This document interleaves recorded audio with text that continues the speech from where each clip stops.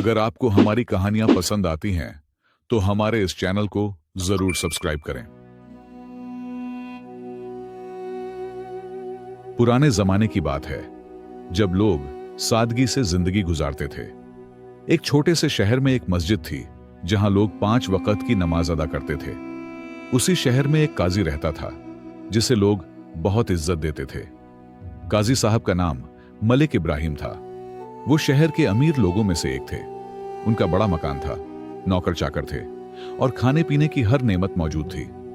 लोग कहते थे कि काजी साहब के पास इंसाफ की किताबें हैं। उसी शहर के एक कोने में अब्दुर रहमान नाम का एक गरीब लोहार रहता था। वो मेहनती और ईमानदार इंसान था जो सुबह से शाम तक अपने छोटे से कारखाने में लोहे का काम करता था। वो अपनी हलाल की कमाई से ही गुजारा करता था। अब्दुर रहमान की बीवी मरियम एक नेक दिल और सब्र वाली औरत थी। दोनों का एक छोटा बेटा जुनैद था जो बस 5 साल का था। घर छोटा था मगर मोहब्बत और सुकून से भरा हुआ था। रात को जुनैद कुरान की आयतें सुना करता था। काजी मलिक इब्राहिम का एक बेटा था, हसनैन। वो बहुत मगरूर था, अपने बाप की दौलत और इज्जत पर अकड़ता फिरता था। शहर के गरीब लोगों को नीची निगाह से देखता था और अक्सर अपने दोस्तों के साथ शरारतें करता था। एक दिन हसनैन अपने दोस्तों के साथ बाजार में घूम रहा था। अचानक उसकी नजर अब्दुर रहमान लोहार की दुकान पर पड़ी। उसने ठान लिया कि देखे ये गरीब कैसे काम करता है। मजाक उड़ाने के इरादे से वो अंदर चला गया। अब्दुर रहमान उस वक्त एक किसान के हल की मरम्मत कर रहा था। आग की भट्ठी जल रही थी, लोहे की गर्म चमक उठ रही थी। जब उसने हसनैन और उसके दोस्तों को देखा तो अदब से खड़ा हो गया। आदाब अर्ज है काजी साहब के बेटे। हसनैन ने अब्दुर रहमान की तरफ नफरत भरी नजर से देखा। बोला, इस गंदे कारखाने में क्या बनाते हो? अब्दुर रहमान ने मुस्कुराकर कहा, बस अल्लाह का शुक्र है, लोगों के काम आने वाली चीजें बनाता हूं। हसनैन को उसका जवाब नागवार गुजरा। उसने दोस्तों की तरफ देखा और अचानक अब्दुर रहमान के औजार उलटने पलटने लगा। देखो ये गरीब कैसे घबरा जाता है। उसके दोस्त जोर जोर से हंसने लगे। अब्दुर रहमान खामोशी से सब देखता रहा। आंखों में गम था लेकिन जुबान से कोई शिकायत न निकली। उसने अल्लाह का नाम लिया और दुआ की, ए अल्लाह, इंसाफ करने वाला तू ही है। उसी वक्त आग से एक चिंगारी उछली और हसनैन का कीमती कपड़ा जलने लगा। हसनैन चीख उठा जब उसका महंगा लिबास जलने लगा। बचाओ बचाओ! अब्दुर रहमान ने फौरन एक बाल्टी पानी उस पर डाल दिया। आग तो बुझ गई मगर हसनैन का कीमती कपड़ा खराब हो गया। उसका चेहरा गुस्से से लाल हो गया। तुमने जानबूझकर मेरा लिबास जलाया है, हसनैन चिल्लाया। अब्दुर रहमान ने हैरानी से कहा, मैंने तो आग से बचाया है आपको। मगर हसनैन ने सुनने से इनकार कर दिया। अब्बू से शिकायत करूंगा, तुम्हें सजा दिलवा कर रहूंगा। हसनैन और उसके दोस्त तेजी से वहां से चले गए। अब्दुर रहमान को फिक्र होने लगी। उसने दिल में कहा, या अल्लाह, तू ही मदद करना। शाम को जब वो घर पहुंचा तो मरियम को सारी बात बताई। मरियम ने कहा, घबराओ मत, अल्लाह इंसाफ करने वाला है। अगले दिन काजी का प्यादा अब्दुर रहमान की दुकान पर आया। सख्ती से बोला, काजी साहब ने तुम्हें फौरन बुलाया है। अब्दुर रहमान ने काम छोड़ा, हाथ धोए और अदालत की तरफ चल पड़ा, दिल में अल्लाह का नाम लेते हुए। काजी मलिक इब्राहिम अपने ऊंचे तख्त पर बैठे थे। उनके पास हसनैन खड़ा था, जला हुआ कपड़ा हाथ में लिए हुए। कमरे में कई लोग जमा थे। अब्दुर रहमान झुककर सलाम करते हुए अंदर आया। काजी की आंखें गुस्से से लाल थीं। अब्दुर रहमान लोहार, मेरे बेटे का कीमती लिबास जलाने की हिम्मत कैसे की तुमने? अब्दुर रहमान ने नरमी से कहा, जनाब आली, मैंने जानबूझकर कुछ नहीं किया। आपके बेटे कारखाने में आए थे और शरारत कर रहे थे। हसनैन चिल्लाया, यह गरीब लोहार मेरा मजाक उड़ा रहा था और फिर जानबूझकर आग की चिंगारी मेरे कपड़ों पर गिरा दी। काजी ने बेटे की बात पर यकीन कर लिया। उनके चेहरे पर सख्ती आ गई। अब्दुर रहमान लोहार, तुमने मेरे बेटे के साथ बदतमीजी की है। इस लिबास की कीमत 50 दिनार है। तुम ये रकम अदा करो वरना जेल में सड़ो। फैसला सुनकर अब्दुर रहमान के पैरों तले जमीन निकल गई। काजी साहब, मैं गरीब आदमी हूं, मेरे पास इतने पैसे नहीं हैं। मुझे थोड़ा वक्त दीजिए, अब्दुल रहमान ने गिड़गिड़ाते हुए कहा। काजी ने ठंडे लहजे में जवाब दिया, ठीक है, 3 दिन का वक्त देता हूं, उसके बाद या तो पैसे या जेल। अब्दुल रहमान मायूसी में घर लौटा। मरियम और जुनैद उसका इंतजार कर रहे थे। जुनैद ने पूछा, क्या हुआ अब्बू? अब्दुल रहमान की आंखों में आंसू आ गए। बेटा, काजी साहब ने 50 दिनार अदा करने का हुक्म दिया है, वरना मुझे जेल में डाल देंगे। मरियम ने अब्दुल रहमान को तसल्ली देते हुए कहा, घबराओ मत, अल्लाह हमारे साथ है और वो सबसे बेहतरीन दोस्त है। अल्लाह किसी न किसी तरीके से हमारी मदद जरूर करेगा। उसने अपना शादी के वक्त का एकमात्र सोने का हार निकाला। इसे बेच दो, कुछ पैसे तो मिल जाएंगे। अब्दुल रहमान की आंखें नम हो गईं। अगले दिन अब्दुल रहमान सूरज निकलने से पहले उठ गया। उसने वजू किया, नमाज पढ़ी और अल्लाह से दुआ की। फिर अपनी छोटी सी दुकान खोली और पहले से ज्यादा मेहनत से काम करने लगा। उसे उम्मीद थी शायद कुछ ज्यादा कमाई हो जाए। उधर काजी के महल में हसनैन अपने दोस्तों के साथ हंस रहा था। देखा तुम लोगों ने, वो गरीब लुहार कैसे डर गया था? एक दोस्त बोला, हसनैन, उसने कुछ किया तो नहीं था, तुमने झूठ बोला। हसनैन गुस्से से चिल्लाया, चुप रहो, मैं जो चाहूं करूं। शहर में अब्दुल रहमान की मुसीबत की खबर फैल गई। कुछ पड़ोसी मदद करना चाहते थे, मगर उनके पास भी बहुत कम पैसे थे। एक बूढ़े आदमी, चाचा करीम, उसकी दुकान पर आए। बेटा, मेरे पास सिर्फ 5 दिनार हैं, ये ले लो। अब्दुल रहमान 2 दिन तक सुबह से शाम तक लगातार मेहनत करता रहा। कुछ पड़ोसियों और दोस्तों की मदद से उसने 20 दिनार जमा कर लिए, जिनमें मरियम के हार की कीमत भी शामिल थी। मगर 50 दिनार से अभी भी बहुत दूर था। आखिरी दिन करीब आ रहा था। उसी दिन सुबह एक अजनबी शख्स अब्दुल रहमान की दुकान पर आया और अब्दुल रहमान से कहने लगा, लोहार, ये काजी साहब का घोड़ा है, इसकी नाल टूट गई है, फौरन ठीक करनी है। अब्दुल रहमान ने तुरंत काम शुरू किया और दिल में सोचा, शायद ये अल्लाह की तरफ से मदद है। वो अजनबी अब्दुल रहमान का काम देखता रहा। तुम बहुत अच्छा काम करते हो अब्दुल रहमान। अब्दुल रहमान ने सिर झुकाकर शुक्रिया अदा किया। घोड़े की नाल ठीक करने के बाद उस शख्स ने पूछा, मैंने सुना है तुम्हें काजी साहब को 50 दिनार देने हैं। अब्दुल रहमान ने आह भरते हुए कहा, जी हां, सिर्फ 20 दिनार ही जमा कर पाया हूं। आज शाम तक बाकी नहीं दिए तो जेल जाना पड़ेगा। अजनबी कुछ देर खामोश रहा, फिर बोला, मैं काजी साहब का खास नौकर अहमद हूं और हसनैन को भी अच्छी तरह जानता हूं। अहमद ने अब्दुल रहमान की तरफ देखा। मैं उस दिन वहां मौजूद था, मैंने सब कुछ देखा था। हसनैन झूठ बोल रहा है। अब्दुल रहमान की आंखों में उम्मीद की रोशनी चमक उठी। क्या तुम अदालत में गवाही दोगे? अहमद ने सर झुकाते हुए कहा। लोहार भाई, काजी साहब, मेरी बात बिल्कुल भी नहीं मानेंगे। मैं तो सिर्फ एक नौकर की हैसियत रखता हूं। शाम को अब्दुल रहमान अपने 20 दिनार लेकर अदालत पहुंचा। काजी मलिक इब्राहिम तख्त पर बैठे इंतजार कर रहे थे। हसनैन घमंड भरी निगाहों से अब्दुल रहमान को देख रहा था। काजी ने सख्ती से पूछा, लुहार, मेरे पैसे लाए हो? अब्दुल रहमान ने कांपते हाथों से 20 दिनार पेश किए। ये क्या, सिर्फ 20 दिनार? काजी की आवाज में गुस्सा था।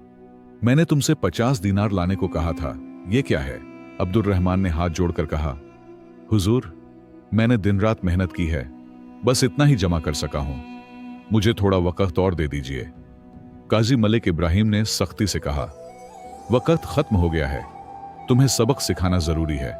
उन्होंने प्यादों को हुक्म दिया, इस लुहार को गिरफ्तार कर लो, 3 महीने की सजा देता हूं और 3 महीने से पहले इसे कैद से रिहा नहीं किया जाएगा। अब्दुल रहमान के पैरों तले जमीन निकल गई। मेरी बीवी और बच्चा भूखे मर जाएंगे, अब्दुल रहमान रोते हुए बोला। मगर काजी का दिल पत्थर का था। प्यादे उसे घसीटते हुए ले जा रहे थे कि अचानक अहमद नौकर तेजी से अदालत में दाखिल हुआ, एक बुजुर्ग शख्स के साथ। माफ कीजिए काजी साहब, अहमद ने कहा, शहर के बुजुर्ग मुफ्ती साहब तशरीफ लाए हैं। सब लोग हैरान रह गए। मुफ्ती हकीम शहर के सबसे बड़े आलिम थे, जिनका इल्म और तकवा मशहूर था। काजी भी उनका बहुत एहतराम करते थे। मुफ्ती हकीम ने सबको सलाम किया। मैं इस मुकदमे के बारे में सुनकर आया हूं, उन्होंने गंभीर लहजे में कहा। काजी साहब, क्या मैं इस मामले में कुछ कह सकता हूं? काजी ने इज्जत से सिर झुकाया। बेशक, आपकी राय हमारे लिए कीमती है। मुफ्ती हकीम ने हसनैन की तरफ देखा। बेटे, तुमने कहा कि अब्दुल रहमान ने जानबूझकर तुम्हारा लिबास जलाया। क्या तुम्हारे पास कोई गवाह है? हसनैन का चेहरा पीला पड़ गया। उसने घबरा कर कहा, मेरे दोस्त वहां मौजूद थे, तो फिर उन दोस्तों को बुलाया जाए, मुफ्ती ने कहा। 1 घंटे के अंदर हसनैन के दोनों दोस्त अदालत में हाजिर हो गए। मुफ्ती ने पूछा, बताओ क्या हुआ था? दोनों लड़के मुफ्ती की संजीदा निगाहों में देखकर कांप गए। हुजूर, सच यह है कि हम लोग अब्दुल रहमान की दुकान पर शरारत कर रहे थे, एक लड़के ने कांपते हुए कहा। दूसरा बोला, हसनैन ने अब्दुल रहमान के सामान को उलट पलट दिया था, जिससे आग की चिंगारी उसके कपड़ों तक पहुंची। हसनैन का चेहरा शर्म से लाल हो गया। काजी मलिक इब्राहिम हैरानी से अपने बेटे को देख रहे थे। मुफ्ती ने आगे कहा, अहमद, तुम भी वहां मौजूद थे, तुमने क्या देखा? अहमद ने सच्चाई बयान की। अब्दुल रहमान ने फौरन पानी डालकर हसनैन को बचाया था। काजी मलिक इब्राहिम का चेहरा शर्मिंदगी से झुक गया। यानी मेरे बेटे ने मुझसे झूठ बोला? उनकी आवाज में गुस्सा और अफसोस था। मुफ्ती ने काजी के कंधे पर हाथ रखा और कहा, इंसाफ की कुर्सी पर बैठने वाला कभी इंसाफ से दूर नहीं होना चाहिए। काजी मलिक इब्राहिम ने अपने बेटे को सख्त निगाहों से देखा। हसनैन, तुमने मेरा एतबार तोड़ा है, अपनी शरारत छिपाने के लिए झूठ बोला और एक गरीब इंसान पर जुल्म किया। हसनैन शर्मिंदगी से सिर झुकाए खड़ा था, उसकी आंखों में आंसू थे। काजी ने अब्दुल रहमान की तरफ रुख किया। अब्दुल रहमान, मुझसे बड़ी गलती हुई है। मैंने अपने बेटे की बात पर यकीन करके तुम्हारे साथ नाइंसाफी की। काजी की आंखें नम थीं। मैं तुमसे माफी मांगता हूं, ये अपने 20 दिनार वापस ले लो। मुफ्ती हकीम मुस्कुराए। काजी साहब, माफी मांगना बहादुरी की निशानी है। फिर उन्होंने हसनैन की तरफ देखा। बेटे, तुम्हें भी अब्दुल रहमान से माफी मांगनी चाहिए। हसनैन ने सिर झुकाकर कहा, अब्दुल रहमान भाई, मुझे माफ कर दीजिए, मैंने आपके साथ बहुत बुरा किया। अब्दुल रहमान ने नरमी से कहा, मैं तुम्हें माफ करता हूं, अल्लाह हम सबको हिदायत दे। उसके चेहरे पर सुकून था। मुफ्ती ने कहा, काजी साहब, इंसाफ का तकाजा है कि हसनैन को अपनी गलती की सजा भी मिले। काजी ने सिर हिलाकर कहा, आप बिल्कुल सही फरमा रहे हैं। मेरा फैसला है कि हसनैन 1 महीने तक अब्दुल रहमान की दुकान पर काम करेगा ताकि अपनी गलती की भरपाई कर सके, काजी ने ऐलान किया। इसके अलावा हसनैन अब्दुल रहमान को 50 दिनार देगा, न सिर्फ कपड़े की कीमत बल्कि तकलीफ का मुआवजा भी। अदालत में मौजूद लोगों ने काजी के फैसले पर खुशी का इजहार किया। मुफ्ती हकीम ने कहा, काजी साहब, आपने सच्चा इंसाफ किया है। एक काजी का काम यही है कि वो सच का साथ दे, चाहे फैसला अपने बेटे के खिलाफ ही क्यों ना हो। काजी ने एहतराम से सिर झुकाया।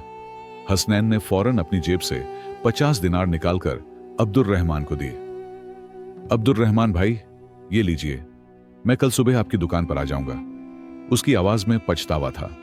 अब्दुल रहमान के दिल से सारी परेशानी दूर हो गई। उस रात अब्दुल रहमान जब घर पहुंचा तो मरियम और जुनैद बेचैनी से उसका इंतजार कर रहे थे। अब्बू, आप आ गए। जुनैद दौड़कर उनसे लिपट गया। हम डर गए थे कि आपको जेल में डाल देंगे। अब्दुल रहमान मुस्कुराया और सब कुछ बताया। मरियम की आंखों में खुशी के आंसू थे। देखा, मैंने कहा था ना कि अल्लाह इंसाफ करने वाला है। अब्दुल रहमान ने सिर हिलाया। हां, और मुफ्ती साहब अल्लाह के भेजे हुए फरिश्ते थे। दोनों ने शुक्राने की नमाज अदा की और जुनैद के साथ खाना खाया। अगले दिन सुबह सवेरे हसनैन अब्दुल रहमान की दुकान पर पहुंचा। उसने सादा कपड़े पहने थे और चेहरे पर शर्मिंदगी थी। अब्दुल रहमान भाई, मैं आ गया हूं काम सीखने। अब्दुल रहमान मुस्कुराया और बोला, आओ बेटे, मैं तुम्हें लोहे का काम सिखाता हूं।